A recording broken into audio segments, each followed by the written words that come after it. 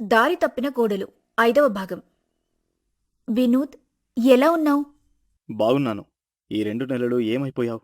Phone లేదు, ఏం లేదు. అవును, మీ వాళ్ళు పెళ్లి చేస్తామని బలవంతం చేస్తున్నారన్నావుగా? ఏమైంది? చివరికి నీకు పెళ్లి చేశారా? అని వినోద్ అడగటంతో మాధవి తన మనసులో, ఇప్పుడు కనుక నాకు పెళ్ళైందని తెలిస్తే మా కుటుంబానికి వచ్చిన అవసరం తీరదు కాబట్టి ఏదో ఒక అబద్ధం చెప్పాలి అని అనుకుంటూ ఉండగా వినోద్ మధ్యలో కల్పించుకొని, మాధవి, నిన్నే. పెళ్లి చేసుకున్నావా లేదా? వినోద్, నేను నీ మాధవిని. నేనెలా పెళ్లి చేసుకుంటా అనుకుంటున్నావు? అది కూడా నువ్వు కాక వేరే అబ్బాయిని. అది నిజమేలే. మరి ఇన్ని రోజులు ఫోన్ చేయలేదు? ఇంట్లో మా నాన్నగారికి ఆరోగ్యం బాగాలేక చాలా ఇబ్బందులు పడ్డాం. ఇంకా పడుతూనే ఉన్నాం. మా నాన్న హాస్పిటల్లో ఉన్నప్పుడు డబ్బు లేక ఉన్న ఇల్లు తాకట్టు పెట్టి 3 లక్షలు తీసుకున్నాం. ఇప్పుడు ఆ డబ్బు ఇచ్చిన పెద్ద మనిషి మేము డబ్బు కట్టకపోతే ఇంట్లో నుంచి వెళ్ళిపోమంటున్నాడు. అసలే మా నాన్నకు ఆరోగ్యం బాగోలేదు. ఇప్పుడు ఎక్కడికని వెళ్ళము? అది నిజమేగా. మరిప్పుడెలా? ఎలా ఏముంది వినోద్, కొంచెం ఆ డబ్బేదో నువ్వు సెట్ చేస్తే బాగుంటుంది. మాధవి, అంత డబ్బు నేనెలా ఇవ్వగలను? నాకు ఉద్యోగం కూడా లేదు తెచ్చివ్వడానికి. వినోద్, నాకు నువ్వు తప్ప వేరే దారి లేదు. ఈ ఒక్క సహాయం చేశావంటే నేనే ఇంట్లో నీ గురించి చెప్పి మన పెళ్లి కుప్పిస్తాను వినోద్. సరే అయితే, నాకు తెలిసిన స్నేహితుడి దగ్గర అడిగి ఏ విషయం అనేది నీకు చెబుతా. అలాగే వినోద్, నీ కాల్ కోసం ఎదురు చూస్తూ ఉంటాను అని మాధవి ఫోన్ పెట్టేయగా అంతలో రవి అక్కడికొస్తాడు. మాధవి, భోజనం చేద్దాంరా. ఏం, నేను లేకపోతే నీకు ముద్దది గదా? అయినా ఎప్పుడు తినాలో నువ్వు నాకు చెప్పాల్సిన అవసరం లేదు. నీ పని నువ్వు చూసుకుంటే చాలా బాగుంటుంది. ఏంటి మాధవి, రోజురోజుకు ఇంత మూర్ఖంగా తయారవుతున్నావు? సరే, నీకిష్టం లేని పెళ్లి చేసుకున్నావు. ఇంకా ఎన్ని రోజులని ఇలానే మొండిగా ఉంటావు? నాలో లోపమేంటో చెప్పు, అది మార్చుకుంటా. అంతేకాని నువ్వు బాధపడుతూ నన్ను బాధపెట్టకు. ఒక్కటి చెప్పనా, ఈ రోజుల్లో అందరికీ వారికి నచ్చిన వారితో నచ్చిన విధంగా పెళ్లిళ్లు జరుగుతున్నాయా? వాళ్ళు సర్దుకుపోయి కాపురాలు చేసుకోవడం లేదా? అంటే ఇప్పుడు నేను నీతో కాపురం చేసి బిడ్డల్ని కని ఒక బానిసల బ్రతకాలా? నువ్వు బానిసగా బ్రతకడమేంటి? ఇది నీ ఇల్లు, నీ సంసారం. నువ్వు ఈ ఇంటి కోడలివి. దయచేసి నా మైండ్ని ఇంకా పాడు చేయకండి. నేనైనా బయటికి వెళ్తాను, లేక మీరైనా బయటికి వెళ్ళండి సరే, నువ్వు బయటికెందుకు వెళ్ళాలి? నేనే వెళ్తాలే. అని మాధవితో చెప్పి బాధతో బయటికి వెళ్ళిపోతాడు రవి. ఇదిలా ఉండగా వినోద్ తన స్నేహితుడైన వంశీకి ఫోన్ చేస్తాడు. హాయ్ వంశీ, ఎలా ఉన్నావురా? బాగున్నారా? నువ్వెలా ఉన్నావు? నేను బాగున్నారా. నీతో ఒక అవసరం పడింది, సాయం చేస్తావా? నువ్వు నా స్నేహితుడురా, నాకు చేతనైన సాయం చేస్తా, చెప్పురా. నాకు 3 లక్షలు కావాలరా. 3 లక్షలా? అయినా అంత డబ్బు నీకెందుకురా? నాకాదురా, నా లవర్ మాధవికి. మాధవికా? మీరింకా రిలేషన్లో ఉన్నారా? ఉన్నాంరా, పెళ్లి కూడా చేసుకోవాలనుకుంటున్నాం. అయ్యో, మాధవి గురించి వీడికి తెలిసే చేసుకుంటున్నాడా? నిజం చెబుదామా? వదిలే, మళ్ళీ వాడు బాధపడతాడు. అది సరే, అయినా ఎంతలెవరైనా అంత డబ్బు ఎలా ఇస్తారా? ఇప్పుడు బయట చూడడం లేదా డబ్బు తీసుకుని ఎలా మోసం చేస్తున్నారో? వంశీ, అందరూ వేరు, నా మాధవి వేరు. తన కుటుంబ పరిస్థితి బాలేదు, అందుకే తను డబ్బడిగింది. తన సొంత ఖర్చుల కోసం కాదు. అదంతా కాదురా. డబ్బిస్తావా, ఇవ్వవా? ఇస్తా, కాని ప్రస్తుతానికి నా దగ్గర డబ్బు లేదు. బ్యాంకులో తీసుకునివ్వాలి. మరి నాకు సమయానికి అందజేస్తావు కదా? నువ్వేం దిగులు పడకురా, మళ్ళీ తిరిగి ఇచ్చే బాధ్యత నాది. సరే అయితే, రేపు ఈవినింగ్ లోపు సెట్ చేస్తా.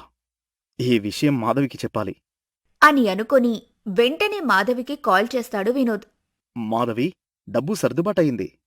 నువ్వు నిశ్చింతగా ఉండు. థ్యాంక్స్ వినోద్, మా కుటుంబాన్ని కాపాడావు. నా భార్య బాధ్యత నాది కాదా? కాని నా స్నేహితుడు డబ్బు రేపు ఈవినింగ్ ఇస్తా అన్నాడు. అలాగే వినోద్, టైంకి తిను.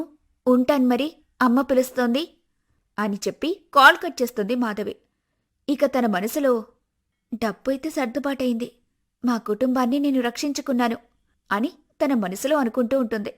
మరుసటి రోజు వినోద్ మాధవికి డబ్బులు పంపిస్తాడు.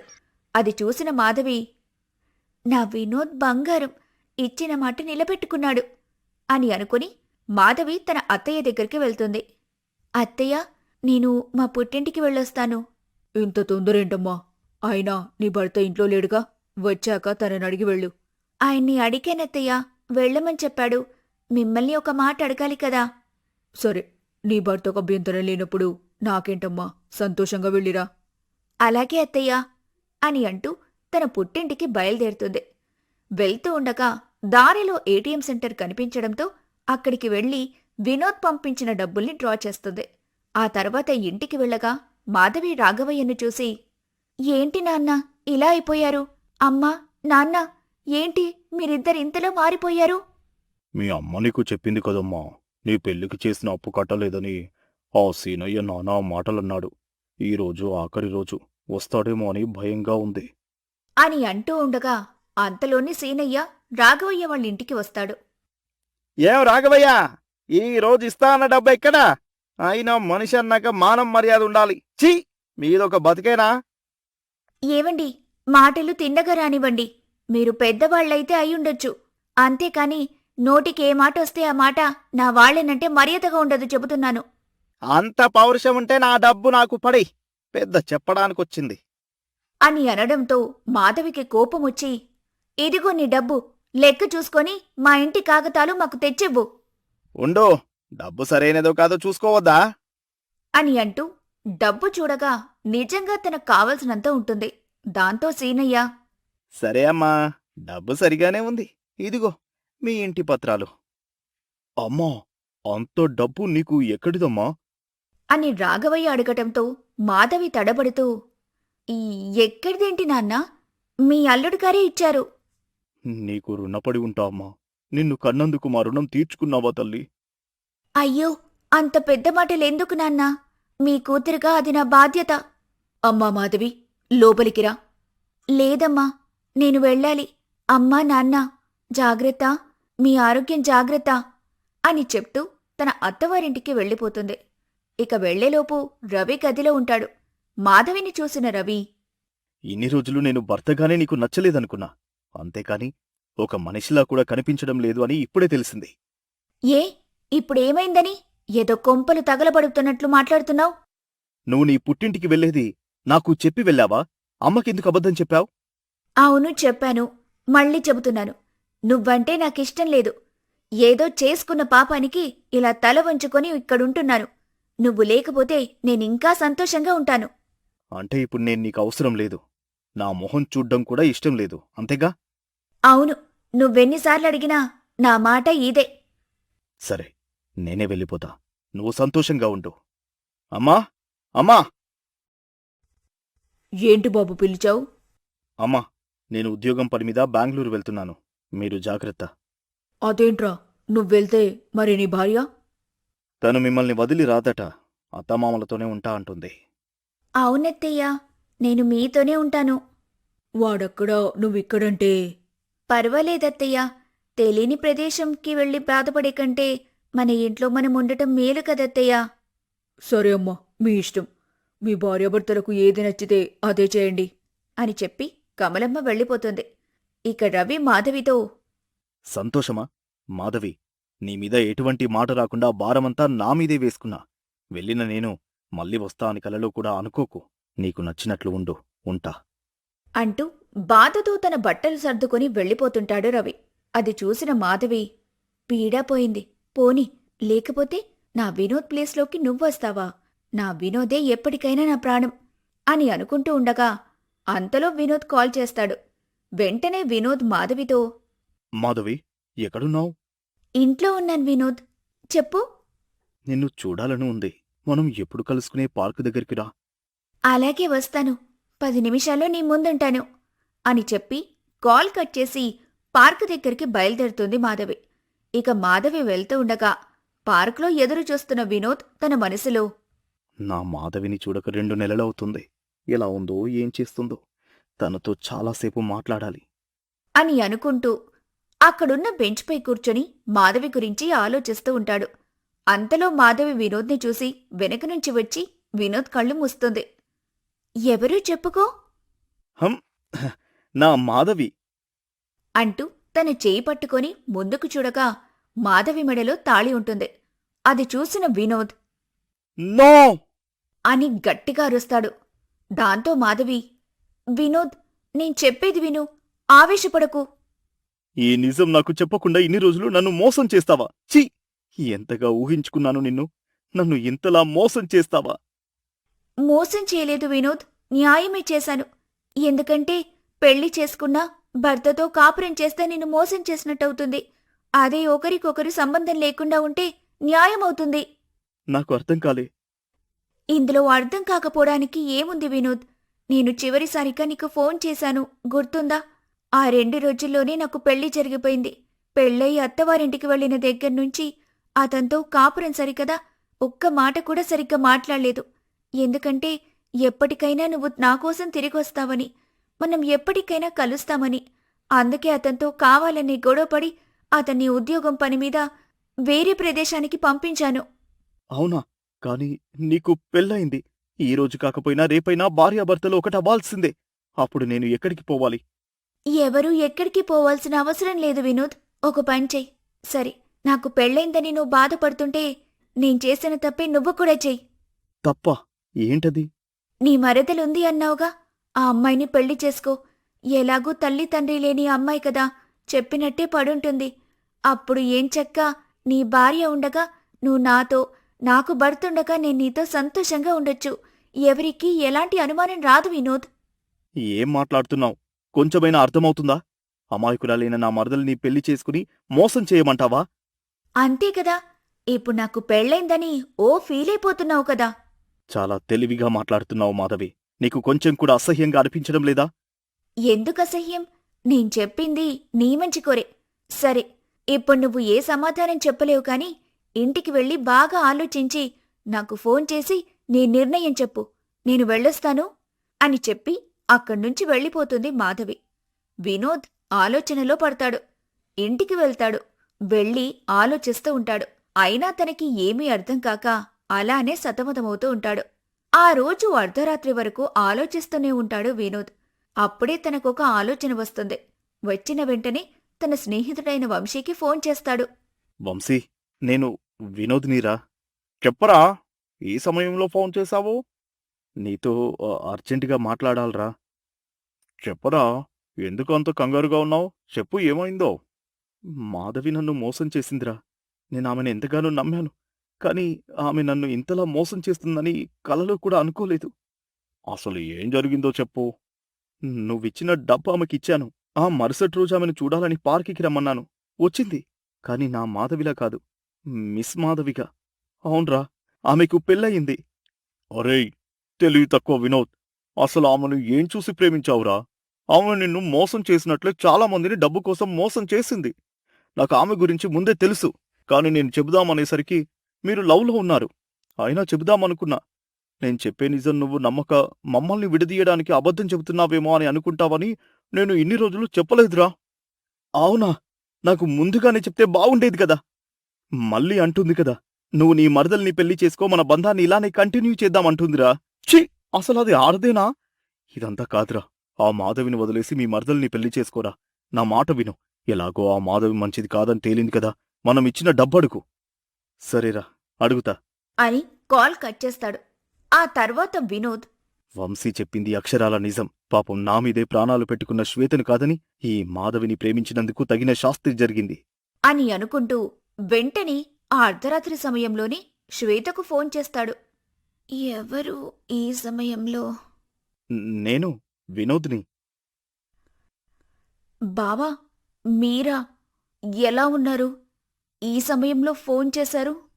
శ్వేత, ఐ లవ్ యూ.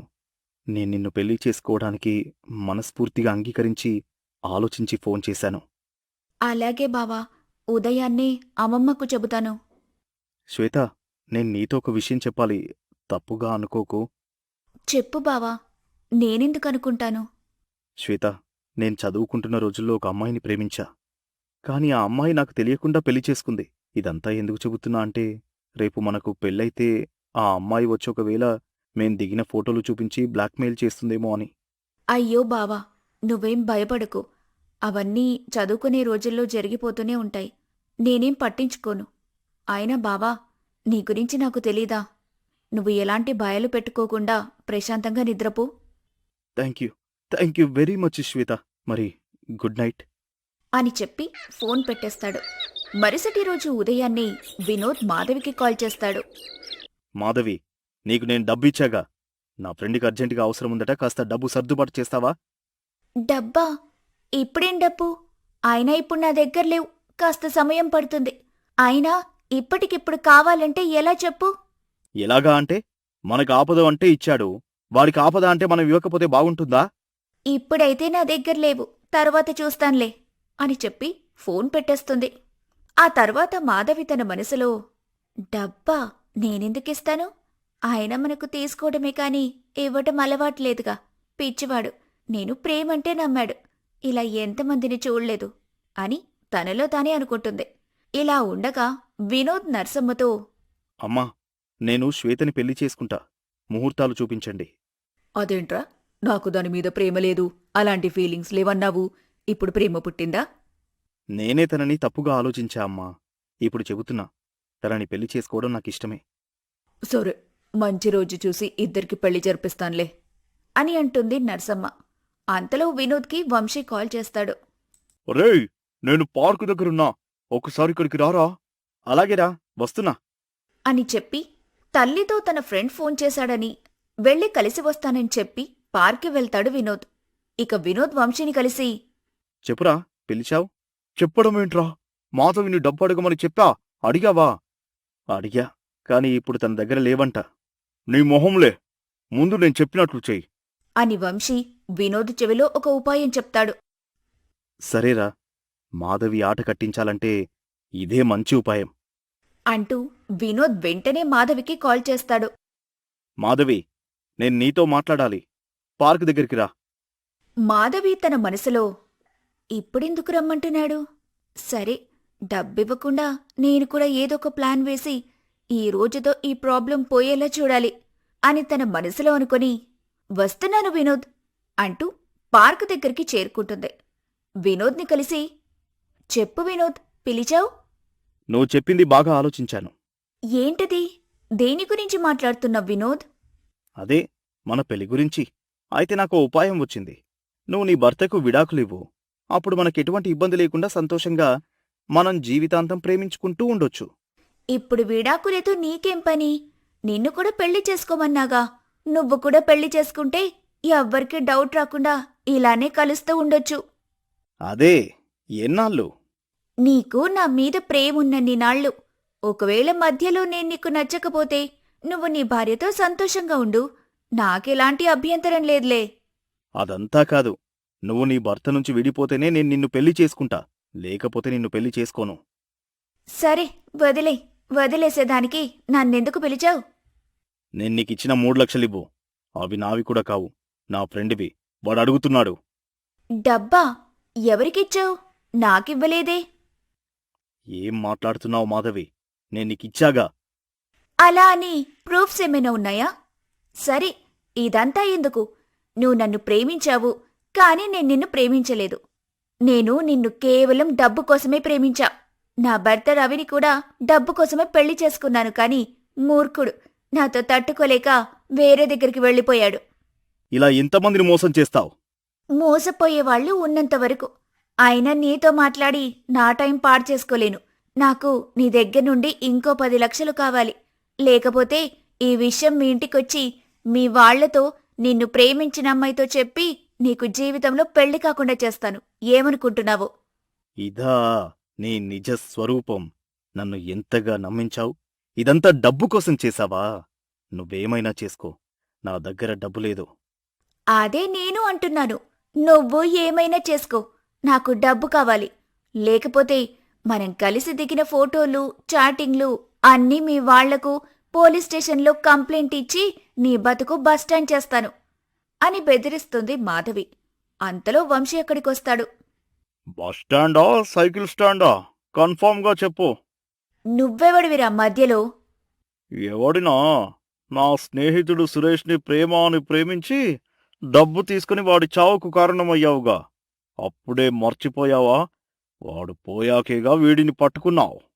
ఓహో, వాడి ఫ్రెండ్వా? వీడి బ్రతుకు కూడా అలా కాకముందే డబ్బు సర్దుబాటు చేయమని చెప్పు. లేకపోతే వాడిలాగే వేడు కూడా పోతాడు. జాగ్రత్త. వాడు కాదే, నువ్వు మా దగ్గర తీసుకున్న 3 లక్షలు ఇక్కడ పెట్టు. ఇవ్వను. ఏం చేస్తావు? ఏం చేస్తానా? ఒక్కసారి ఈ వీడియో చూడు. నువ్వు మాట్లాడిన మాటలు విను. మాధవి అక్కడ మాట్లాడిన వీడియో అంతా చూపిస్తాడు. అది చూసి, ఈ వీడియో డిలీట్ చేయండి, మీ డబ్బు మీకిస్తాను అని భయపడుతూ ఉండగా అందుకు వంశీ, ఛీ! ఇప్పుడు బ్రతిమలాడుతున్నావా? అసలు నువ్వు ఆడదానివేనా? అమాయకులైన అబ్బాయిల జీవితంతో ఇలా ఆడుకొని వాళ్ళని పిచ్చి వాళ్ళని చేస్తావా? నిన్ను ఇప్పుడే పోలీసు వాళ్లకు పట్టించి నిన్ను జీవిత ఖైదులా చేయకపోతే చూడు. మీకు దండం పెడతాను, మీ డబ్బు మీకెలానైనా తిరిగిచ్చేస్తాను, నన్ను వదిలిపెట్టండి. ఏం మాధవి, మాలాంటి వాళ్ళకి ఎరవేసి ప్రేమ అనే ముసుగులో మమ్మల్ని మోసం చేస్తావా? మీలాంటి వాళ్ల వల్లనే ఈ ఆత్మహత్యలు, హత్యలు. అదే మీరు కూడా మాలా నీతి నిజాయితీగా ఉంటే ఇలాంటివి జరుగుతాయా?